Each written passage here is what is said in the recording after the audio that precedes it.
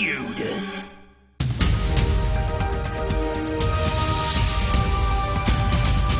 Hello and welcome to the news at When. When?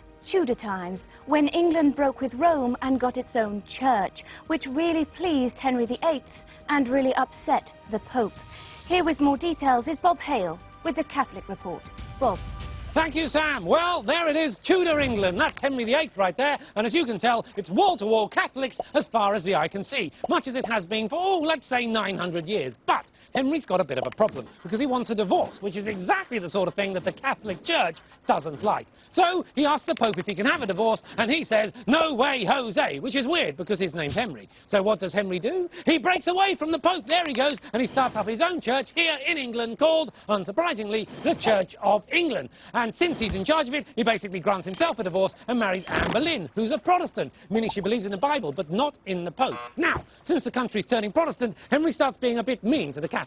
And by a bit mean, I mean he executes them, closes their monasteries, and takes all their money. Then he gets married another 4 times, and he dies. Well, that's what 6 wives will do for you. And that, believe it or not, was the easy bit, as we can see if we look at the religionometer. So, the next king after Henry is someone from your school. No, not really. It's Edward VI, who's only 9 years old. And he's a Protestant, that's right. And he's a king for ages and ages and ages until he finally dies at the ripe old age of 15. Yep, 15, when he hands over to Lady Jane Grey, another Protestant, who gets to enjoy ruling the country for a whopping 9 days before she's overthrown by Queen Mary, a Catholic this time. So Catholic, in fact, that she burns 300 Protestants at the stake. Although, strictly speaking, that's not being Catholic. That's just being horrid.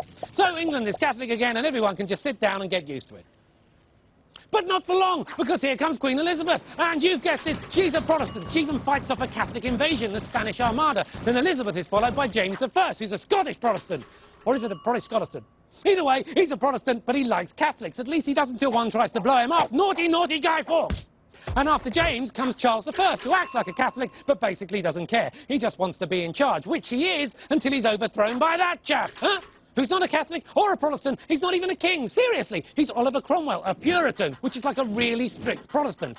So strict, in fact, that he chops Charlie's head off, and then he bans music, theatre, dancing, Christmas, hedgehogs, and fun. Except not hedgehogs. Then he dies. Hooray! And we get the monarchs back. Woohoo! It's Charles II, who is loads of fun. He's also a Protestant, but he converts to Catholicism on his deathbed. So he's a Catholic, but only for a couple of minutes. Then comes his brother, James II, who is a Catholic, always has been, and not just for a couple of minutes, but he doesn't like Parliament, so they chuck him out and bring in his daughter and her husband from Holland, that's William and Mary, and they decide that England is definitely Protestant, as it is today, but only after 185 years of going Catholic, Protestant, Catholic, Protestant, Catholic, Protestant, Catholic, Protestant, Catholic, Protestant.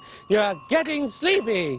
You're getting very sleepy. Hand back to Sam. Sam. Sam. Sam. Sam. Sam.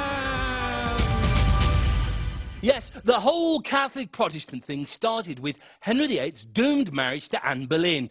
When marriages come to an end, things have to be divided up. And in this case, Henry divided up Anne. Oh, I'm sorry. Have I gone too far?